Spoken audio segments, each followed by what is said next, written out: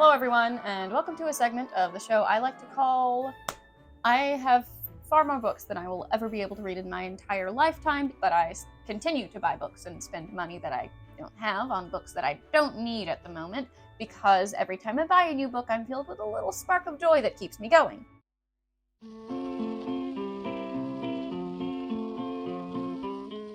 I have not read a majority of the books that I actually own on my personal bookshelf because I suffer from the inability to let myself enjoy things if they are not seen as conventionally and traditionally productive. Every time I sit down to read, I go through that mental cycle of, what am I doing? This is not productive. This is not useful. I'm not doing anything that could get me A, B, or C, or get me further in life, or reading this fantasy or sci-fi or fiction book isn't going to give me this list of things that productivity will.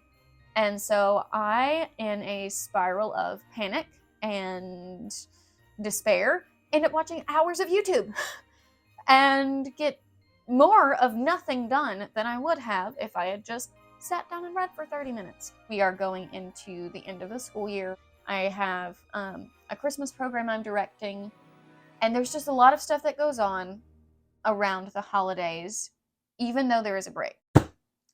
I'm keeping it light for December. The first book on my list is The Dante Club by Matthew Pearl.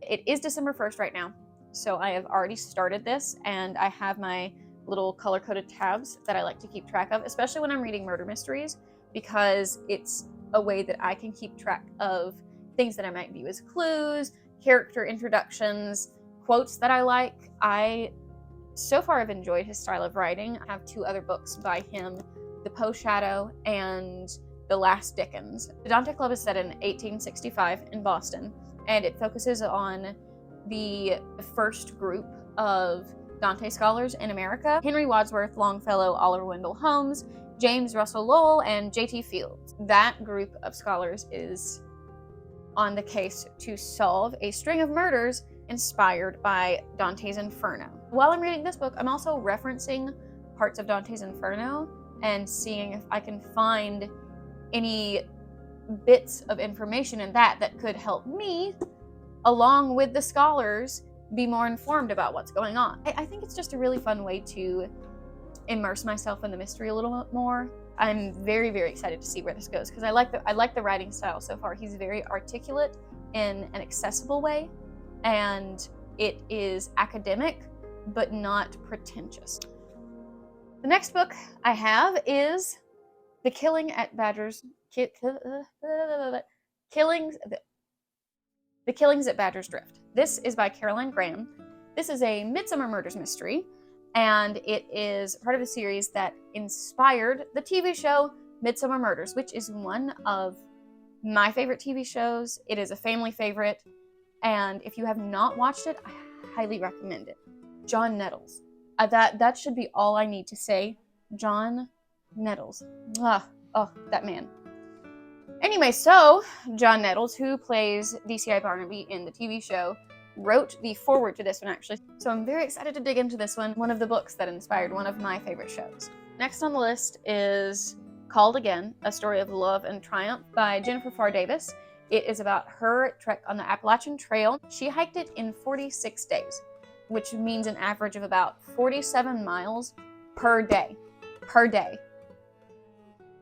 That's insane. Hiking the Appalachian Trail is a goal of mine, and I am very intrigued to see what she learned, and I hope that there's some stuff that I can learn and apply to my future Appalachian Trail trip. One book that is on the list but I don't have a physical copy of is The Dark Lord of Derkholm by Diana Wynne Jones. She is the author of the Howl's Moving Castle series, which the movie was based on. My sister and I have slowly been making our way through everything she's ever written because her writing is exquisite. The one we're on now is The Dark Lord of Derkholm. That one we're listening to and from work as we drive, because we have a long drive there and back again. So I'm interested to see how that one turns out. From what I understand, it is a parody of fantasy books and plays into a lot of the stereotypical tropes and then flips them on their head. I'm interested to see how she tackles the stereotypes and the cliches and tropes of fantasy writing and world building, the way in which she goes about that. This one is a little intimidating to me because it is medically academic. It is The Mind and the Brain. It's Neuroplasticity and the Power of Mental Force. It is by Jeffery M. Schwartz, MD, and Sharon Begley.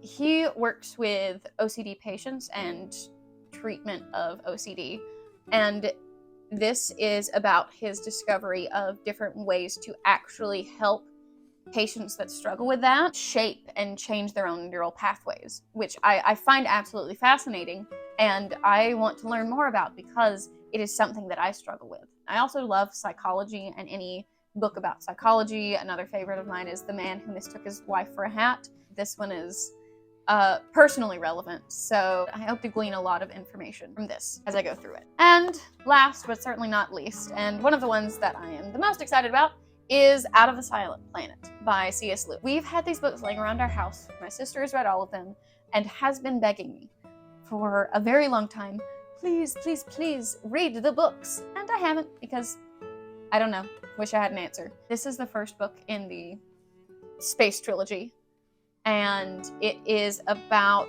the adventures of the remarkable Dr. Ransom. He is abducted by some people and taken to a different planet, the red planet of Malacandra, and they are wanting to use him as a human sacrifice. All of this is on the back of the book, so I'm not spoiling anything. It centers around his adventures on that planet and him trying to find a way to get back to Earth, learning more about the similarities and dissimilarities between the planet that he's on, Malacandra, and Earth itself, and what he learns through those comparisons. I'm eager to read this one, and how I normally read is I read lots of books at once. I don't just read one book and then go to the next book because I need a lot of stuff going on for my brain to be able to do things. That is all for the December TBR. Like I said, I kept it fairly light this month because it is busy, and I look forward to reading these.